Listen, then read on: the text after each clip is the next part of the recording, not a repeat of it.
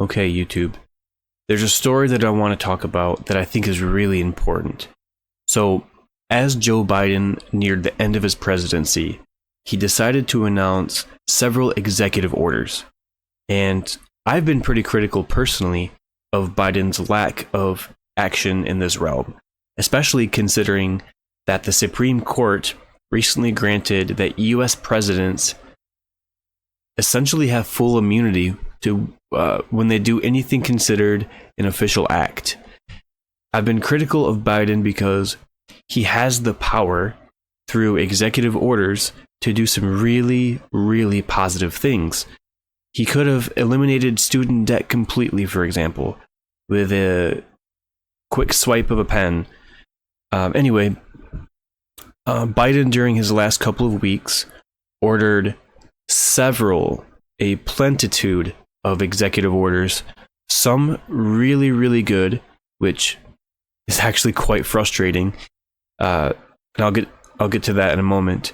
And some of them not so good. And I'll also kind of unpack those. I'm going to kind of rapid fire list them off. So I'll start with the good ones, and then I'll end with the ones that I think are subpar. So first off, he banned new oil and gas drilling in over 625 million acres of U.S. coastal waters. Awesome. Second, he removed Cuba from the list of state sponsors of terrorism, which is amazing. Third, he established new rules for how AI chips and models can be shared with foreign countries. So already getting some regulation on AI, getting ahead of the pack. Wonderful. Fourth, he canceled student loans for an additional 150,000 borrowers. And remember, many of the people who are getting their student loans forgiven are either public service workers, teachers, social workers, and also people who have been paying on their loans for a decade or longer. So and then of course there's some other types of people that have gotten their loans forgiven, but it's not just any random people. Number 5, he extended deportation protections for hundreds of thousands of people from Sudan, Ukraine, El Salvador, Venezuela, pretty much giving Trump a giant middle finger right before he leaves office. Number 6, he pardoned 2,500 nonviolent offenders, and I'll get more into that one. Number 7, this is probably my favorite one. He signed an executive order to ban medical debt from showing up on credit reports. That's amazing, but also super frustrating. Why didn't he do that months ago? Why didn't he do that years ago? I'll get more into that. I have a lot to say. Number 8, he signed an executive order to raise Social Security payments for millions of Americans. And so those are 8 of the good executive orders. There are many more. Like I said, there were many executive orders that he did, but those were just some of the good ones. Now I'll talk about some of the bad ones. First, he pardoned his own family. And the reason I put this in the bad category is because I didn't have a middle category that was like, or I was kind of indifferent. So I put this in the bad because when Trump did this, he pardoned, I don't know if he pardoned his family, but he pardoned many members of his administration right before he left office in 2020. And the media dragged him for it. They dragged him through the mud. Biden, I think he did it. I think he's pardoning his family because he's afraid that Donald Trump is going to use the DOJ to go after his son specifically. And that's totally understandable. But from the general public's point of view, pardoning your entire family makes it seem like they're all criminals. And I know that's just not true. I surround myself with people who are very low information voters. And some are very high information, but a lot of low information voters. And the general consensus around those people are that, oh, his family must be corrupt and total criminals. Yeah, I mean, it is what it is. The second bad thing that I think he did, and this is also a thing that could have gone in the middle category of meh, is he declared that the oligarchy is finally here. And he said this in his farewell address. the very last, address that he did to the nation as he was leaving office. And this is so frustrating because I've been following politics relatively closely over the past 4 years. I don't remember, I think this might be the first time Joe Biden's ever said the word oligarchy. And essentially oligarchy is when a nation is controlled by very few, or in our case, by a few very, very powerful billionaires. I think that's what he's referring to. At Trump's inauguration last week, sitting behind him were the 3 richest people in the country, and I think the world. It was Mark Zuckerberg, Jeff Bezos, Elon Musk. Three of the richest men in the world. And it proved Biden's point that yes, the oligarchy is here. Progressives have been saying this for months now, that the oligarchy is officially here, that there are a few very powerful people that also happen to be billionaires that are almost completely in full control of our government. Elon Musk obviously paid $270 million to Donald Trump for his campaign, during his campaign. And what he's getting out of that is essentially being a vice president. Essentially, a few very corrupt robber baron billionaires are effectively controlling the president of the United States. That's the way progressives see it. It's so frustrating. Like, he could have done that months ago, before the election, warned the American public. He could have given a speech to the American citizens and been like, Trump is an oligarch. We cannot vote him in. He cannot have a second term. He will just expedite the oligarchy. But no, he waited until the very last moment to warn the United States that an oligarchy is approaching. He's right, though, that the oligarchy is here and that we should be scared of it.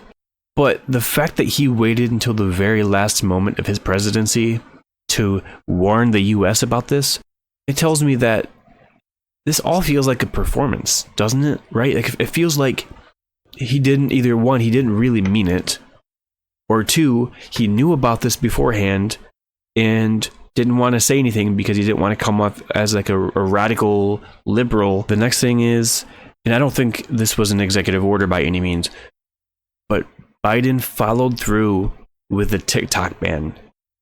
Banning TikTok was wildly unpopular, and doing it at the last hour, the final hour of his presidency, giving Donald Trump a golden opportunity to swoop in, to be the savior, to unban TikTok, and to get all of the positive PR that he got from it.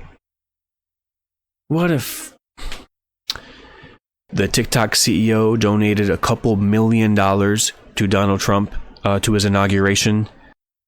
Bruh. The last thing, and probably most important, is that he continued to fund Israel's genocide of the Palestinians in Gaza. This isn't exactly surprising. He's been a self-proclaimed Zionist for forever. It's obviously worth mentioning because if Biden hadn't continued to fund the Israeli genocide in Gaza, who knows, Kamala probably would have squeaked out a victory. Obviously, the situation with Israel and Gaza is a shit stain on Biden's legacy, but at the very last second of his presidency, the very last day, a ceasefire deal was made, although it was a fake ceasefire deal. Essentially, this ceasefire was not intended to be permanent. It was very, very temporary, and it won't be honored by Benjamin Netanyahu by any stretch of the imagination. Getting a ceasefire deal done at the 11th hour of his presidency is a joke. It tells us he could have done it months ago. He could have done it a year ago. Biden had every ability to get this ceasefire deal done before the election. Imagine if he had done that. The Democratic base, and especially the progressive base, would have swarmed to the polls to vote for Kamala. He could have told Netanyahu, before all this, months ago, to accept the currently drafted ceasefire deals that were on the table. Several deals were made between Hamas and Israel.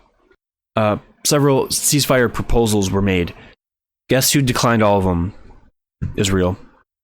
Biden could have told Israel at the very latest a year ago, so the beginning of 2024, that if you do not stop carpet bombing children, committing massacres by the tens of thousands of innocent women and children who are not affiliated with Hamas at all, then you will no longer get our weapons.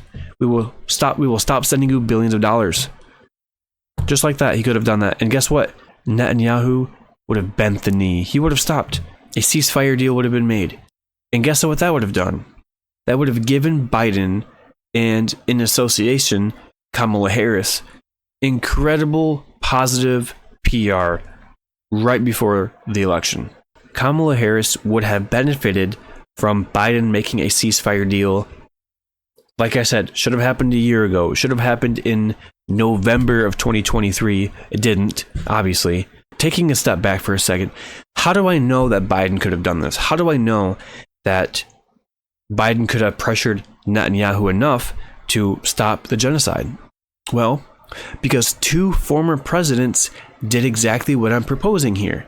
I have pulled up an article from Axios that talks about the history of a couple of U.S. presidents that drew red lines with Israel, and how that it was very, very effective in getting Israel to stop its over-aggressiveness in the Middle East.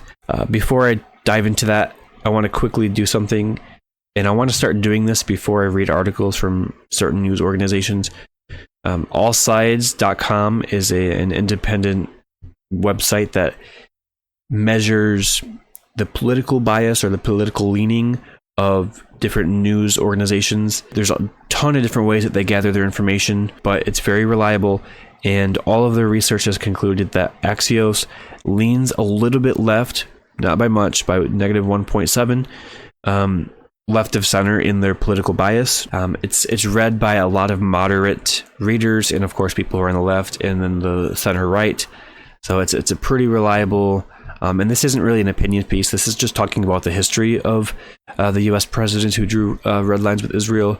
The article talks about how President Ronald Reagan and President George H.W. Bush both threatened to cut off weapons to Israel when Israel was doing illegal settling in the West Bank, when they were escalating violence in the Middle East in 1981, for example.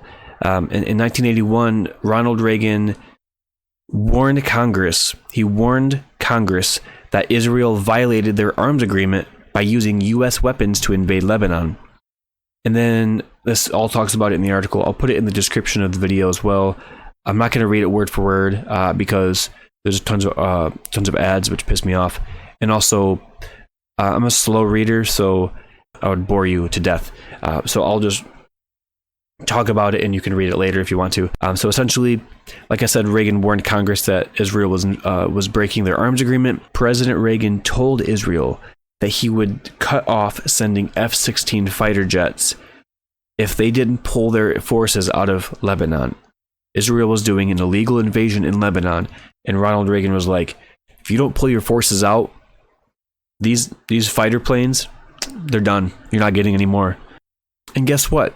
Those threats worked. Like I said, the article talks about a situation when President George H.W. Bush also did a similar thing, but for the sake of time, this is already going way too long. I'm not going to get into it, but the link to this article is in the description of this video. It's just straight up embarrassing that both Ronald Reagan and George H.W. Bush were both harder on Israel's blatant misuse of force than Biden was.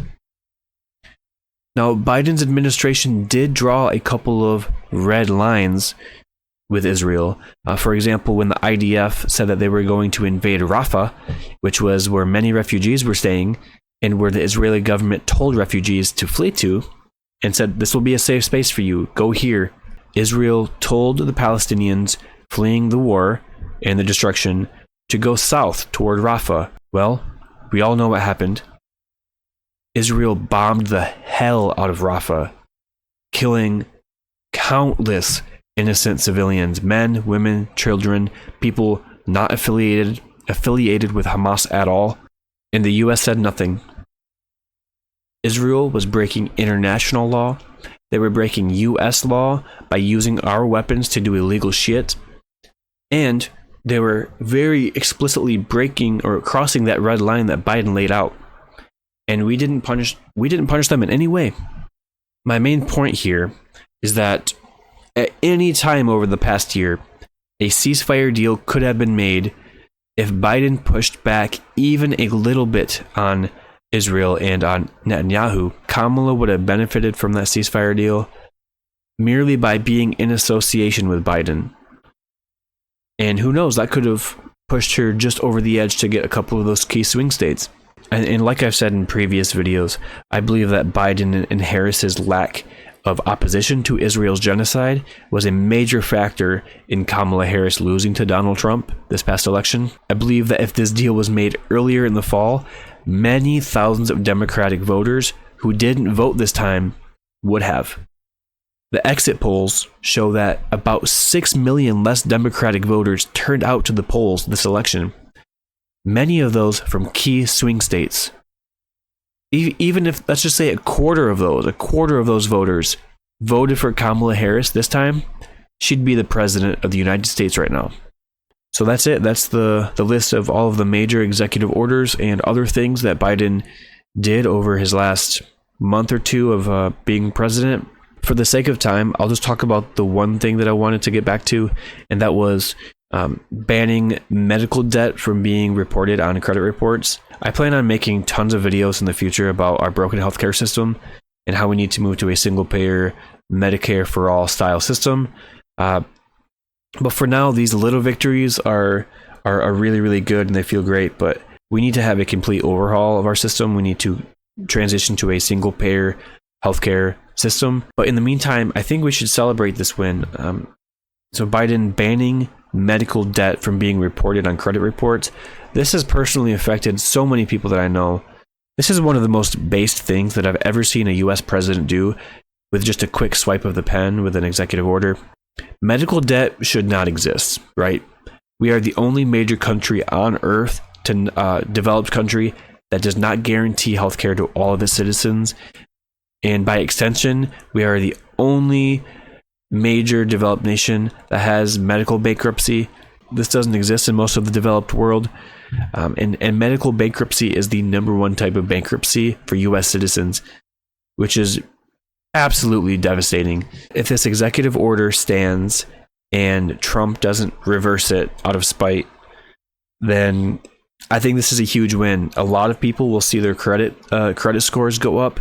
And when that happens, more people are able to buy homes. They're able to qualify to get cars that they need to be able to get into apartments. Some apartments require a decent credit score. So it affects housing, it affects transportation, it affects all kinds of things. So this is awesome. The downside of this is obviously that, again, Biden waited until the last moment to do this.